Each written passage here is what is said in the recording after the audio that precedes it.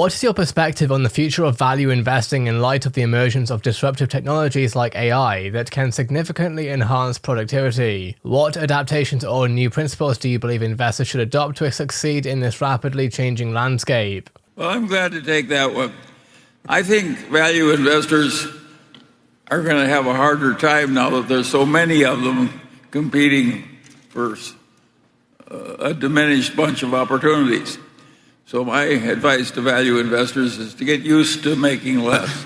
But I would argue that there's going to be plenty of opportunities, and part of the reason there are going to be plenty of opportunities, the tech doesn't make any difference or any of that. I mean, if you look at how the world's changed in the years since 1942 when I started, you'd say, well, how does a kid that doesn't know anything about airplanes, that doesn't know anything about engines and cars, and doesn't know anything about electricity and all that? But that really isn't that's not the world changing doesn't, or new things coming along don't take away the opportunities.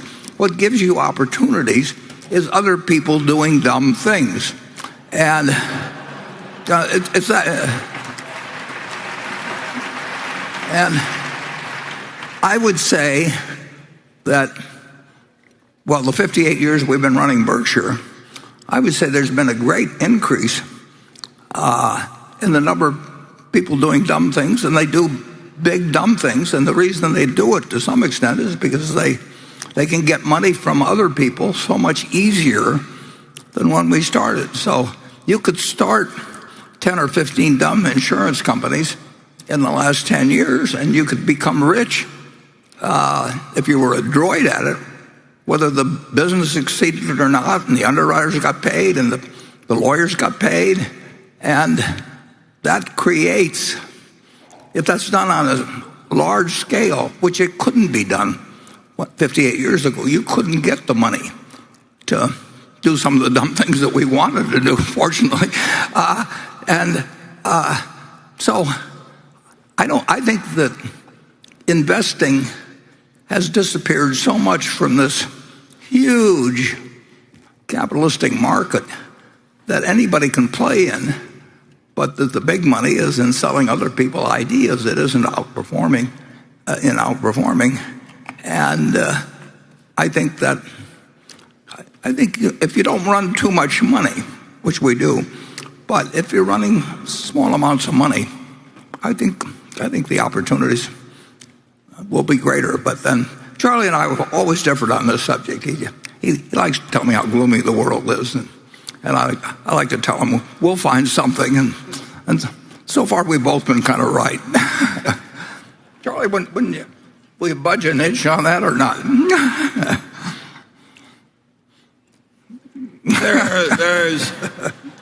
There is so much money now in the hands of so many smart people, all trying to outsmart one another and outpromote one another, getting more money out of other people. And it's a radically different world from the world we started in. And I suppose it will have its opportunities, but it's also going to have some unpleasant episodes.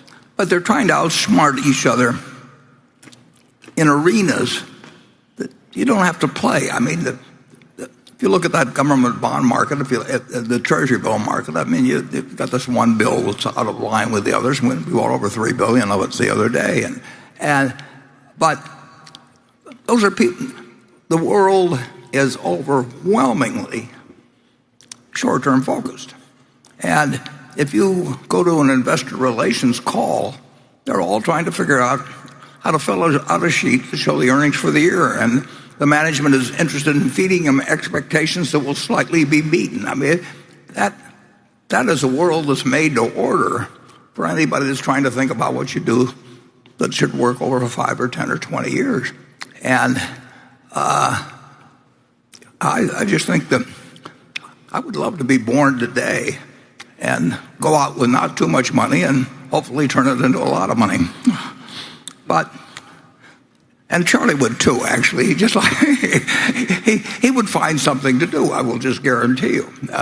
And it wouldn't be exactly the same as before, but he would have a big pile. I would not like the thrill of losing my big pile into a small pile.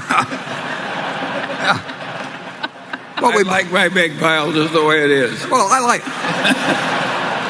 we agree on that, incidentally. Okay. Yes, we do. You're one of the most extreme lovers of the big pile.